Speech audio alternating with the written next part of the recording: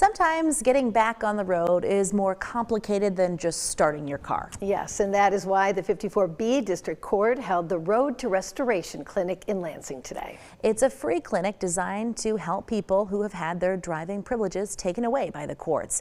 Staff from the Department of State and volunteer attorneys talked with attendees about how to get those privileges restored. People, we've been able to restore their driver's license today, which we're really proud of. Some people have a little bit longer road to go. They might need to come to our administrative hearings, or they may have additional fines or fees that they need to take care of before they're able to get their driver's license. But they're able to walk with a sense with, I know what I need to do, or I'm able to get my license restored today.